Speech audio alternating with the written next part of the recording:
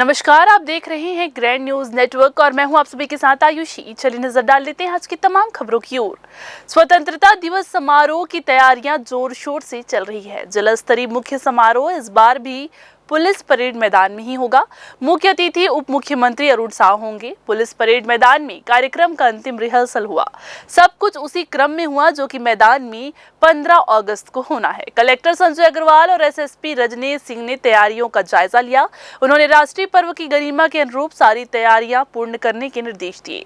उप मुख्यमंत्री सवेरे 9 बजे झंडा फहराने के बाद मुख्यमंत्री जी के संदेश का वाचन करेंगे। आप सभी को बता दें, आकर्षक मार्च पास्ट के साथ स्कूली बच्चों की सांस्कृतिक प्रस्तुतियां भी होंगी। उत्कृष्ट उपलब्धि हासिल करने वाले अधिकारी कर्मचारियों को मुख्य अतिथि द्वारा सम्मानित भी किया जाएगा।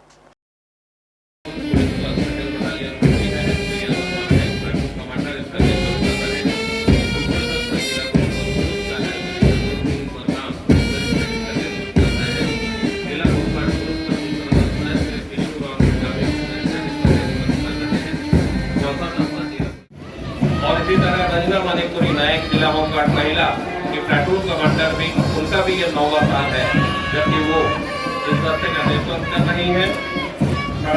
ठीक सामने national cadet corps senior wing. भारतीय रेल परिवार हमेशा से देशभक्ति, सामाजिक एकता और राष्ट्र गौरव की भावना को प्रशस्त करता रहा है। इसी कड़ी में स्वतंत्रता दिवस की पूर्व संध्या पर दक्षिण पूर्व मध्य रेलवे बिलासपुर मुख्यालय में 12 और 13 अगस्त को एक भव्य तिरंगा रैली का आयोजन किया गया। महाप्रबंधक कार्यालय प्रांगण से प्रारंभ हुई ये रैली रेलवे सुरक्षा बल, scout guide, NCC, civil defence तथा सेंट जॉन एम्बुलेंस के सदस्यों की सहभागिता के साथ रेलवे परिक्षेत्र के प्रमुख मार्गों से गुजरते हुए रेलवे सुरक्षा बल बैरक बुधवारी बाजार में समाप्त हुई। रैली के दौरान प्रतिभागियों ने वंदे मातरम, भारत माता की जय और जय हिंद जैसे नारों से राष्ट्रभक्ति का संदेश दिया। इस आयोजन का मुख्य उद्देश्य रेल कर्मियों, बल सदस्यों एवं नागरिकों में देशभक्ति, सामाजिक एकता और राष्ट्र गौरव की भावना को प्रोत्साहित करना है। दक्षिण पूर्व मध्य रेलवे मुख्यालय द्वारा आयोजित ये कार्यक्रम स्वतंत्रता दिवस की गरिमा को बढ़ाने के साथ साथ आने वाली पीढ़ियों में भी देश प्रेम और राष्ट्र के प्रति समर्पण की भावना को सृजन करने के लिए कृत संकल्प है।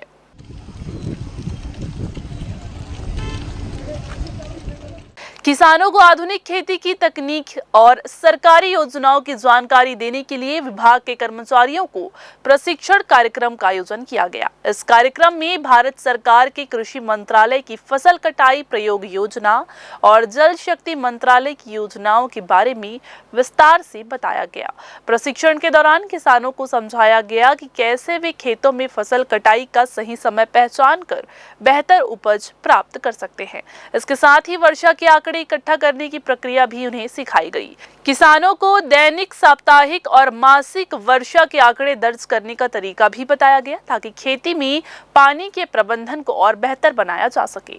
अधिकारियों ने गिरदावरी फसलों का रिकॉर्ड तैयार करने की जो प्रक्रिया होती है उसके महत्व पर भी प्रकाश डाला और किसानों से समय पर गिरदावरी कराने की अपील की। इसके अलावा भारत सरकार की विभिन्न कृषि योजनाओं जैसे सिंचाई सुविधाएं, बीज सहायता, फसल बीमा और किसान सम्मान निधि के बारे में भी जानकारी दी गई। प्रत्येक वर्ष फसल कटाई प्रयोग, गिरदावरी, भारत सरकार कृषि मंत्रालय की जो योजनाएं हैं और भारत सरकार जल शक्ति मंत्रालय की योजना है उसके संबंध में विस्तार से जो चर्चा की जाती है। तो जो कुछ योजनाएं उनका तो ट्रेनिंग सेपरेटली हो चुकी है। बेसिकली हमारे यहाँ वर्षा के आंकड़े कलेक्ट किए जाते हैं, तो वर्षा के बारे में हमने विस्तार से यहाँ पर सारे जो भी हमारे प्रगणक हैं, निरीक्षण अधिकारी हैं, उनको बताया है कि वर्षा किस तरह से वर्षा के आंकड़े, दैनिक वर्षा, साप्ताहिक वर्षा, मासिक वर्षा के आंकड़े कलेक्ट करना है। उसके बाद जब वर्षा ऋतु हो जाती है तो हमारा किसान बोनी वगैरह सब करता है, तो हमको गिरदावरी करवानी रहती है पटवारियों से। तो गिरदावरी के अंतर्गत मौसम खरीफ, रबी और ग्रीष्मकालीन गिरदावरी, सभी गिरदावरियाँ हमारी पूर्ण होती हैं। तो उसमें खरीफ की गिरदावरी कराना है। छत्तीसगढ़ के निजी स्कूलों को अब केवल माध्यमिक शिक्षा मंडल से प्रकाशित किताबें पढ़ाने की अनिवार्यता नहीं होगी। जी हां, हाईकोर्ट ने निजी स्कूल एसोसिएशन और ब्रिलियंट पब्लिक स्कूल की याचिका पर सुनवाई करते हुए ये स्पष्ट किया और मामले को निराकृत कर दिया। दरअसल जिला शिक्षा अधिकारी बिलासपुर ने शासन के निर्देश के तहत आदेश जारी किया था कि पहले से 8वीं तक के छात्रों को केवल CGBSE की किताबें ही पढ़ाई जाएंगी। इस आदेश का पालन सभी निजी स्कूलों के लिए अनिवार्य कर दिया गया था। निजी स्कूल प्रबंधन और एसोसिएशन ने हाईकोर्ट में याचिका दायर करके ये कहा था कि यदि CGBSE की किताबें समय पर और पर्याप्त मात्रा में उपलब्ध कराई जाएं तो उन्हें पढ़ाने में कोई आपत्ति नहीं है, लेकिन जब किताबें उपलब्ध ही नहीं होती तो मजबूरी में बाजार से निजी प्रकाशकों की किताबें लेनी पड़ती है। सुनवाई के दौरान याचिकाकर्ताओं ने उदाहरण भी दिए कि राज्य के अन्य क्षेत्रों में भी ऐसी स्थिति में निजी प्रकाशकों की किताबें चलानी पड़ रही है। दोनों पक्षों की दलीलें सुनने के बाद हाईकोर्ट ने आदेश जारी किया कि निजी स्कूल पर CGBSE की किताबें पढ़ाने की अनिवार्यता नहीं थोपी जाएगी। इससे निजी स्कूलों को अब किताबों के चयन में लचीलापन मिलेगा। तखतपुर के शासकीय बालक हाई स्कूल में सालानायक चुनाव के बाद निकले विजय जुलूस के दौरान एक चौंकाने वाली घटना सामने आई। उप सालानायक ने एक विद्यार्थी पर धारदार हथियार से गर्दन के पीछे वार कर दिया।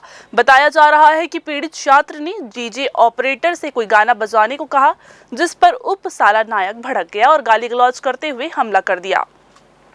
वार से छात्र मौके पर ही लहूलुहान हो गया, जिसे उसके साथियों ने तत्काल अस्पताल पहुंचाकर उसका इलाज कराया।